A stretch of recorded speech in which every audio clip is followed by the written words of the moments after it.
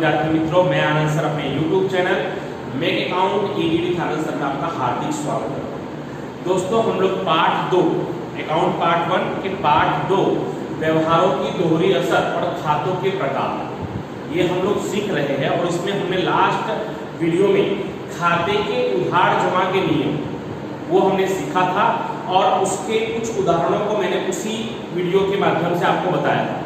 आज हम उसी नियम के आधार पर आपके पाठ के उदाहरण 10 को अच्छी तरह से समझाने वाला हूं। लेकिन उसको शुरू करने से पहले मैं एक बार आपको उधार जमा के नियम रिपीट करवा दे रहा हूं।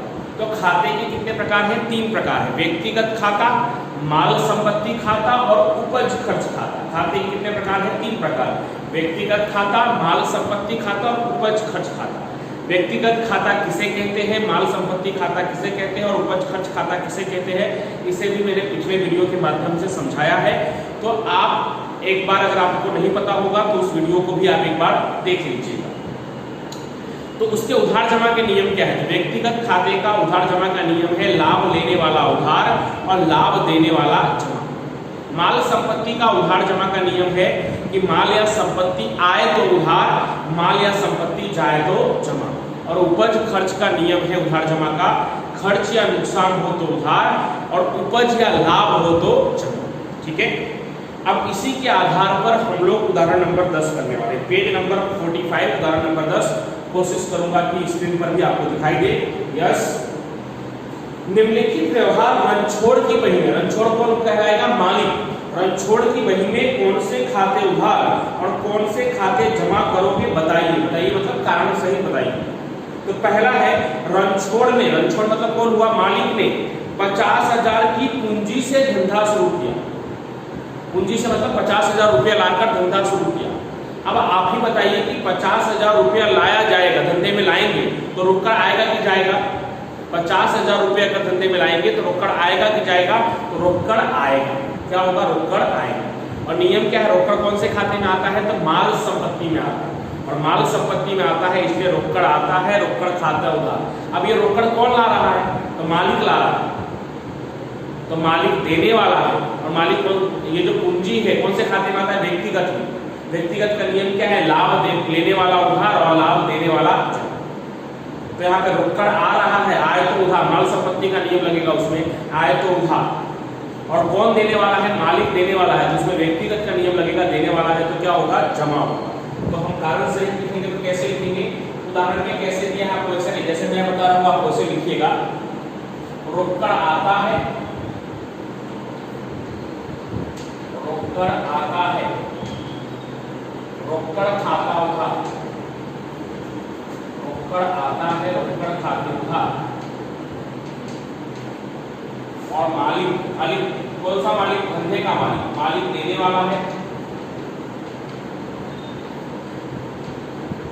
पूंजी खाते में।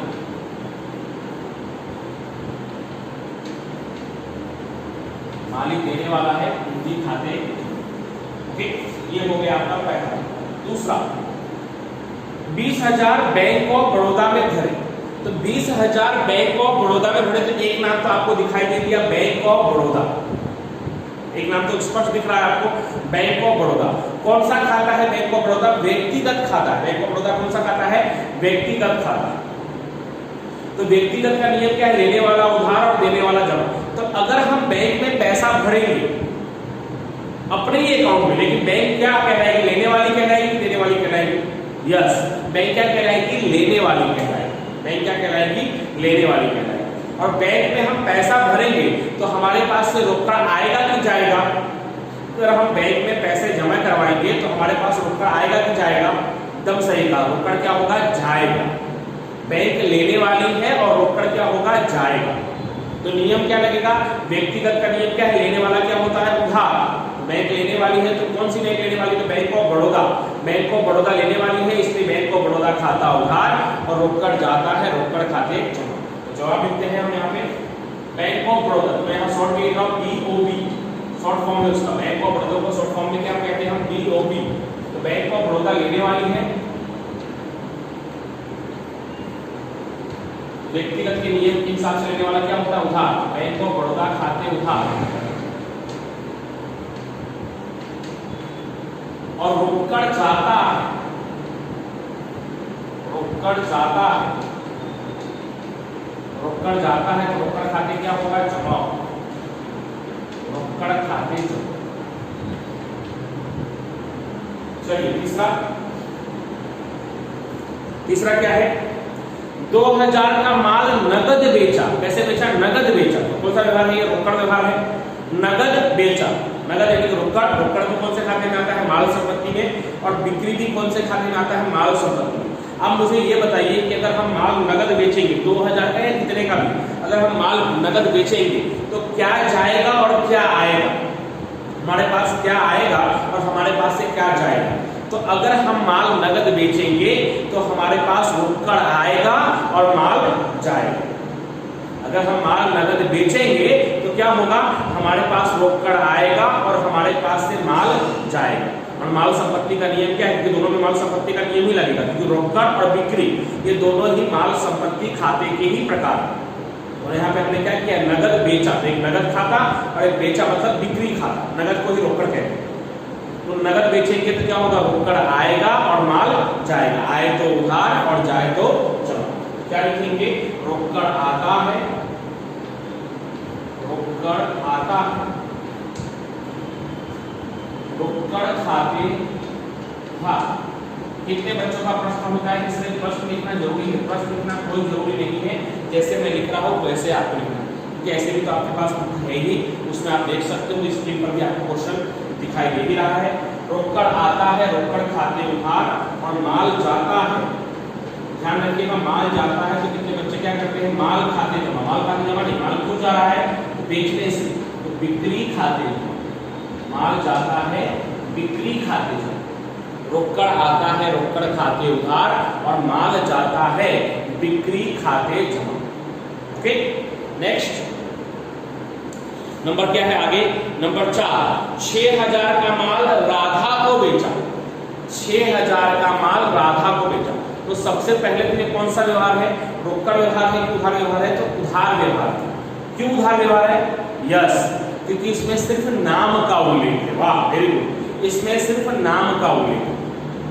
अब आपको लग रहा है वेरी गुड का सर किसे कह रहे हैं, आपको कह रहा हूं, क्योंकि आप जवाब दे रहे हो, आपके मन में आ रहा, हाँ सर ने बताया कि सिर्फ नाम का उल्लेख हो तो कौन सा व्यवहार होगा, उधार व्यवहार। तो यहाँ पर सिर्फ नाम का उल्लेख है, इसलिए उधार व्यवहार। तो हमने किसको बेचा है, राधा को बेचा।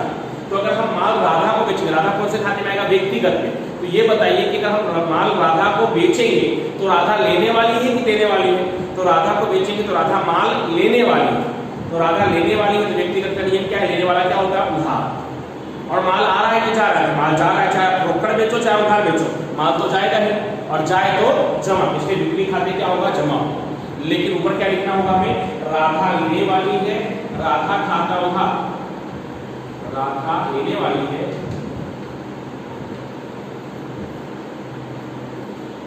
राधा खाते उधार,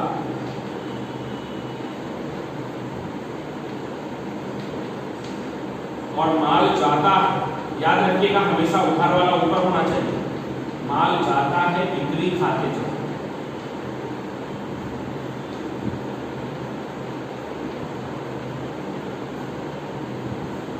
नेक्स्ट पांचवा क्या है, पांचवा नंबर, पांचवा नंबर है आपका 1000 का माल नगद खरीदा। 1000 का माल नगद खरीदा मतलब रोकड़ खरीदा। तो एक रोकड़ खाता हो गया और दूसरा कौन सा खाता हो गया, खरीद खाता हो गया। एक रोकड़ खाता और दूसरा खरीद खाता। तो दोनों के दोनों किसमें आते हैं, माल संपत्ति। अगर हम रोकड़ खरीदेंगे तो क्या आएगा हमारे पास और हमारे पास से क्या जाएगा। तो अगर हम माल की रोकड़ खरीदी करेंगे तो माल आएगा और रोकड़ जाएगा। और माल संपत्ति का नियम क्या है, आए तो उधार और जाए तो जमा। तो उस हिसाब से क्या लिखेंगे हम, माल आता है, माल आता है, खरीद खाता उधार,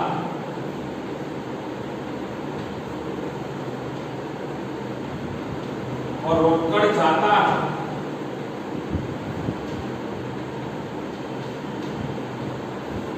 रोकड़ खाते, रोकड़ जाता है, रोकड़ खाते। ओके, उसके बाद छठा क्या है, तो छठा है 2000 का माल मीरा के पास से खरीदा, 2000 का माल मीरा के पास से खरीदा। तो ये कौन सा व्यवहार है? उधार व्यवहार। क्यों उधार व्यवहार है? तो आपको पता है क्यों उधार व्यवहार है? यस, क्योंकि इसमें सिर्फ नाम का उल्लेख है। अब मीरा के पास से खरीदा है तो मीरा लेने वाली है कि देने वाली है? तो मीरा के पास से अगर आपने माल खरीदा है तो मीरा कौन है? देने वाली है। और देने वाला कौन होता है? व्यक्तिगत के हिसाब से लेने वाला उधार और देने वाला जमा। मीरा क्या होगी? जमा होगी। और माल आएगा कि जाएगा? तो मीरा के पास से आपने माल खरीदा है तो माल क्या होगा? आएगा। और आए तो क्या होता है? उधार। तो क्या लिखेंगे? माल आता है,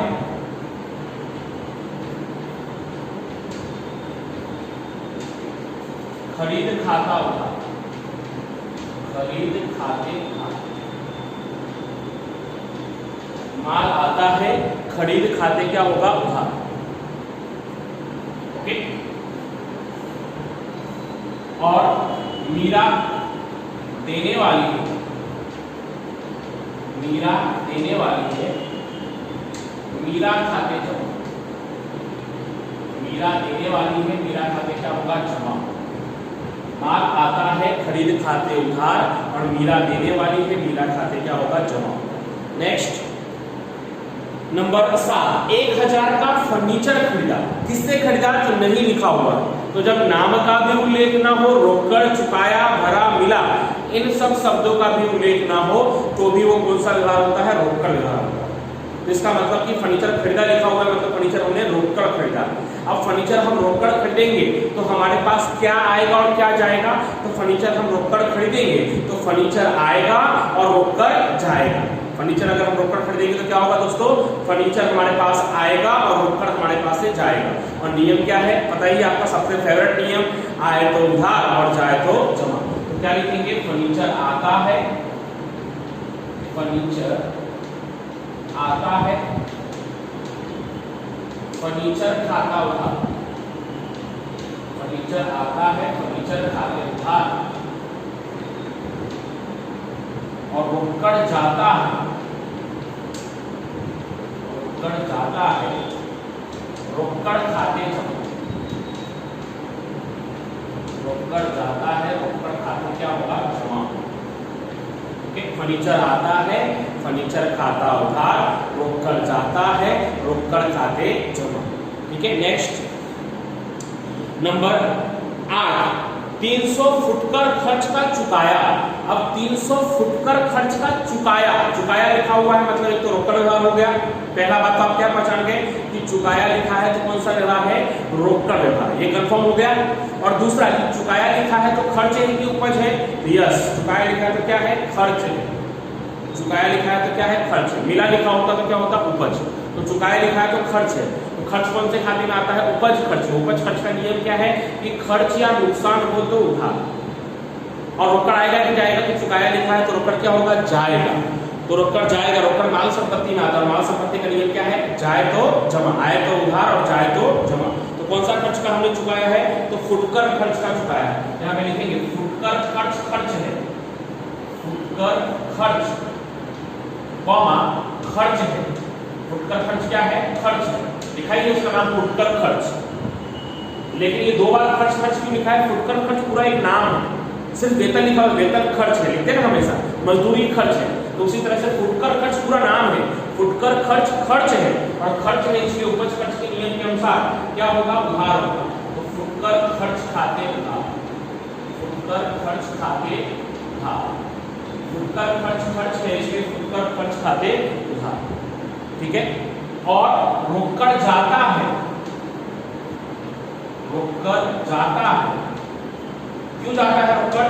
क्योंकि अगर आप चुकाएंगे तो रोकड़ क्या होगा? जाएगा। तो रोकड़ खाते जमा। रोकड़ जाता है तो रोकड़ खाते क्या होगा? जमा होगा। ठीक है। फुटकर खर्च खर्च है इसलिए फुटकर खर्च खाता उधार, और रोकड़ जाता है इसलिए रोकड़ खाते क्या होगा? जमा। नेक्स्ट 9वां, 200 डिविडेंड मिला। मिला लिखा हुआ है तो सबसे पहले तो आप क्या पहचानते हैं कि मिला लिखा हुआ है तो ये रोकड़ व्यवहार है एक। और दूसरा कि मिला लिखा हुआ है तो क्या होगा? वो खर्च होगा कि उपज होगा? तो उपज होगा। चुकाया लिखा होता है तो कैसे खर्च होता है? ठीक उसी तरह से मिला लिखा है तो क्या होगा? उपज होगा। तो पहले दो पहचान के, मिला लिखा है तो रोकड़ व्यवहार और मिला लिखा हुआ है तो क्या है? वो उपज है। और तीसरा कि मिला लिखा हुआ है तो रोकड़ आएगा कि जाएगा, तो रोकड़ आएगा। चुकाया लिखा होगा तो रोकड़ जाएगा। मिला लिखा हुआ तो क्या होगा, रोकड़ आएगा, और आएगा तो क्या होगा, उधार। क्योंकि माल संपत्ति का नियम क्या है, रोकड़ आए तो उधार। और उपज है, क्या मिला है हमें, डिविडेंड मिला है। डिविडेंड हमारे लिए क्या है, उपज है। तो उपज खर्च का नियम क्या है कि अगर उपज होता है तो क्या करना पड़ता है, जमा करना पड़ता है। तो पूरा क्या होगा व्यवहार, तो रोकड़ आता है, रोकड़ आता है, रोकड़ खाता उधार।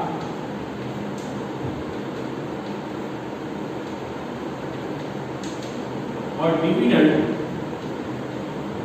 डिविडेंड उपज है, डिविडेंड उपज है, डिविडेंड खाते जमा।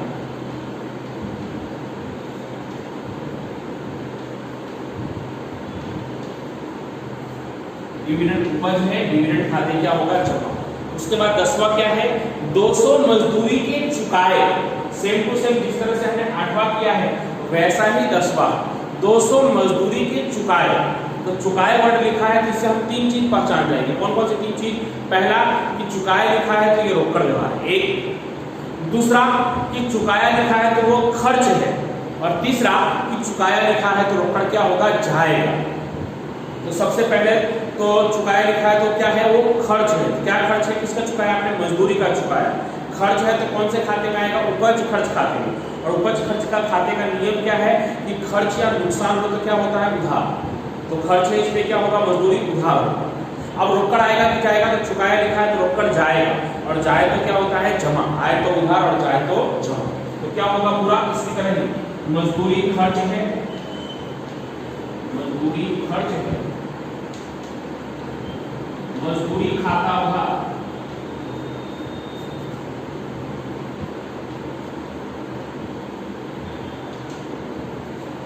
और रोकड़ जाता है।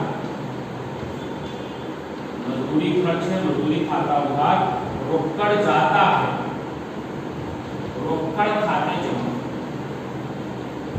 रोकड़ कब आता है और कब जाता है लगभग आप समझ गए हो। बाकी का थोड़ा कम समझ पाए होंगे, तभी हम काफी व्यवहारों का रिवीजन करेंगे, काफी व्यवहारों को करेंगे, स्वाध्याय के प्रश्नों को करेंगे तो आपको आ जाएगा। लेकिन रोकड़ का आप अच्छी तरह से समझ चुके हैं। कब रोकड़ आएगा, तो 2 कंडीशन है जिसमें रोकड़ आएगा। जब हम रोकड़ बेचेंगे तब रोकड़ आएगा, ध्यान सुनिए।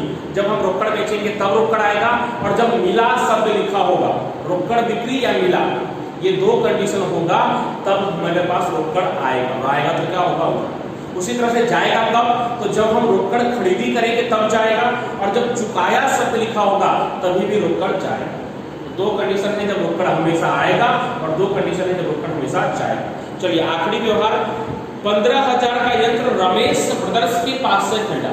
सबसे पहले ये रोकड़ व्यवहार है कि उधार व्यवहार है, तो उधार व्यवहार। क्यों उधार व्यवहार है, क्योंकि रमेश ब्रदर्स के पास से खरीदा। तो नाम का उल्लेख है, भले दुकान का ही नाम हो लेकिन नाम का उल्लेख है। नाम का उल्लेख है तो कैसा व्यवहार है, उधार व्यवहार। तो रमेश ब्रदर्स के पास से हमने खरीदा है, तो रमेश ब्रदर्स लेने वाले हैं कि देने वाले हैं, तो रमेश ब्रदर्स जो है वो देने वाले हैं। और व्यक्तिगत का नियम क्या होता है, लेने वाला उधार और देने वाला जमा।